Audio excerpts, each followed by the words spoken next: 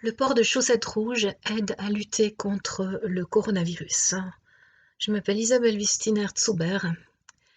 Entre informations sérieuses et consignes, les gens ont le droit d'être informés correctement, de manière adulte et responsable.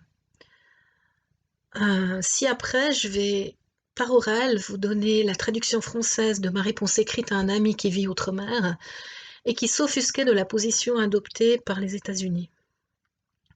Pour ma part, lors d'un téléphone avec une amie américaine, j'ai plus appris sur certains aspects de la prévention que par l'information qui m'est transmise en tant que soignante. Notamment, j'ai appris que le coronavirus Covid-19 n'adhère pas aux surfaces poreuses, raison pour laquelle le port de masques en tissu lavable pour la population en général à l'extérieur pourrait se révéler utile.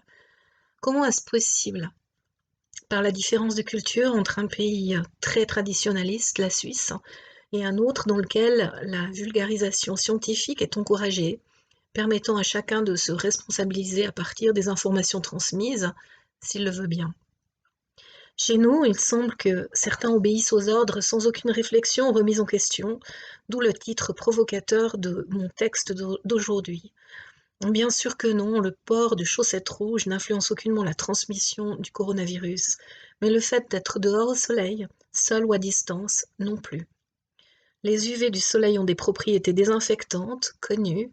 Le fait de prendre l'air en bougeant un peu aide notre corps à mieux fonctionner, nous équilibre, emplit notre réserve de joie, surtout si on a l'occasion de se promener dans la nature.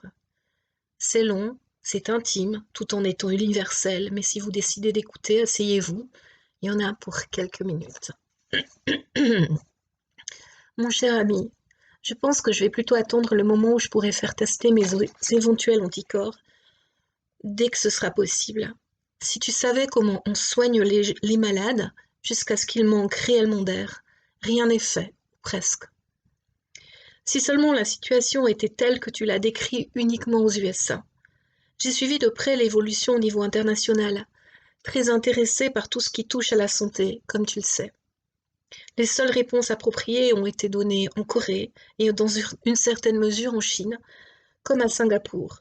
Tests systématiques, mise en quarantaine des personnes testées positives, avec parfois des régions entières mises en quarantaine, mais pas juste comme ça, la population de tout un pays, et traitement des patients symptomatiques, même ceux qui le sont légèrement. Les masques comme outil principal de prévention. Ce qu'il y a, c'est que c'est plus facile de faire appliquer des mesures fortes, organisées et tant soit peu directives dans des pays moins démocratiques, là où la mentalité est moins axée sur les droits de chacun et l'autodétermination individuelle. La démocratie contre la santé communautaire. En Suisse, la population suit facilement ce que les autorités ordonnent, même sans recours à la répression, ou si peu. Alors ça fonctionne pas mal en ce moment. Mais les masques, les intubateurs, les désinfectants aussi, et les tests. On est l'un des pays les plus riches au monde et ils ont manqué chez nous aussi.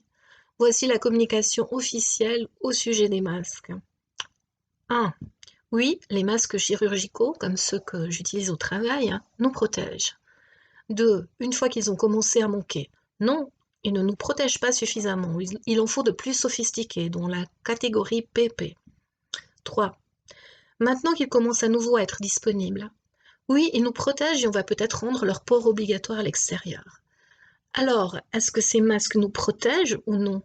Et comment les informations officielles peuvent-elles inclure ceci? Ils protègent les autres, de projection de salive sur eux, vers eux, mais ils ne nous protègent pas des autres. Comment ça se fait? Alors qu'on parle de masques en papier, comment pourrait-il assurer une protection différente de l'intérieur à l'extérieur et de l'extérieur à l'intérieur? Alors pour une fois, je ne suis plus sûre que Donald Trump soit le pire président sur Terre.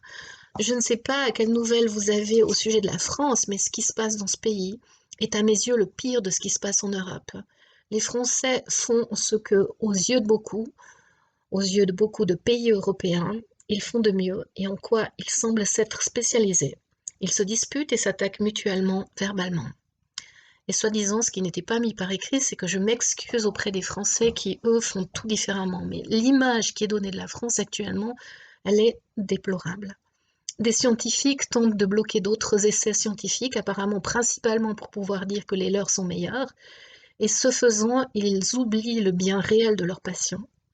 La chloroquine agit sur les virus, hein, ce que le monde scientifique médical sait depuis longtemps, même si elle ne réduit pas à zéro le nombre de morts et si on peut l'utiliser que très prudemment chez des personnes ayant des problèmes cardiaques à cause d'effets secondaires potentiels. La raison pour laquelle beaucoup de personnes n'ont pas été traitées par chloroquine semble être liée à une concurrence égocentrique et à de l'entêtement scientifique plutôt qu'aux propriétés de cette molécule. C'est une honte. Certains soignants, principalement dans des EMS, ne portent pas de masque, puisque ceux-ci manquent. En France, en Allemagne, en Suisse, en Italie. Le taux de soignants qui sont devenus malades est très haut en France et en Italie, puisqu'il manque de matériel médical protecteur. Il est connu que l'Italie du Nord a un système de soins très moderne et de très haut niveau, mais apparemment, dans des hôpitaux très modernes, on manquait de soignants, de médecins, de matériel. Alors, ça sert à quoi de construire de nouveaux hôpitaux spécialisés si on ne les équipe pas et qu'on n'a pas d'équipe suffisante pour y travailler? Dans chaque pays, les frontières auraient dû être fermées et la population locale rapatriée de l'étranger testée et mise en quarantaine sur place, pas autorisée à rentrer chez elle depuis les aéroports sans avoir été testée, sans masque. C'est ce qu'il faut si ce virus est aussi transmissible qu'on nous le dit. Je ne pense pas que c'est par hasard qu'en Suisse, les régions les plus touchées sont celles proches de la frontière, là où les travailleurs entrent et sortent, et dans les lieux urbains par hasard. Le Portugal n'a qu'une frontière et le confinement a commencé assez tôt dans la pandémie et la situation chez eux n'est comparable en rien à celle en Espagne. L'Espagne qui, comme l'Italie, semble avoir un haut taux de personnes âgées. Boris Johnson a été durement critiqué par les autres pays européens pour se référer à la notion d'immunité de groupe. En fait, une telle immunité existe. C'est celle qui s'installe lors de campagnes de vaccination. Et ceci est vrai même si Boris Johnson est actuellement hospitalisé. Ici en Europe, les gens meurent principalement parce qu'on leur permet de recourir à des soins seulement lorsque leur santé est fortement touchée.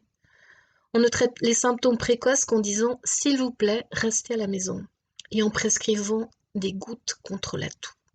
Des gouttes contre la toux. Et si les gens meurent, c'est parce qu'on manque de place à l'hôpital. Comme tu le dis pour les USA, on dirait aussi qu'on se trouve dans un pays en voie de développement. On paie un très haut prix pour la mondialisation, pour des systèmes de santé dont bénéficient principalement les riches. On peut se faire opérer d'à peu près n'importe quoi dans n'importe quel état de santé, mais on ne sait pas comment maîtriser une pandémie.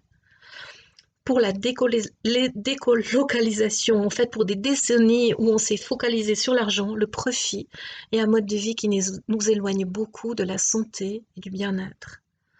Je me suis un peu emportée, principalement parce qu'on observe maintenant les effets de nos choix politiques avec lesquels, comme d'autres, je suis en désaccord depuis près de 20 ans. Alors tu vois, je ne pense pas que le pire se passe actuellement aux USA, mais dans tous les pays dits industrialisés du monde occidental. On ferait mieux de se réveiller rapidement, mais je ne suis pas sûre qu'on le fera. Aussi, comme un certain nombre d'autres personnes, je pense que ce à quoi on fait face actuellement est juste un faible exemple de ce qui va se passer si nous n'agissons pas pour prévenir une détérioration encore plus grave du climat. Dans une indifférence totale, des millions de personnes meurent chaque année de maladies liées à la pollution de l'air. Et je ne mentionne pas les personnes qui meurent de faim, qui meurent de soif, et parce qu'ils n'ont aucun médicament pour traiter de simples infections bactériennes.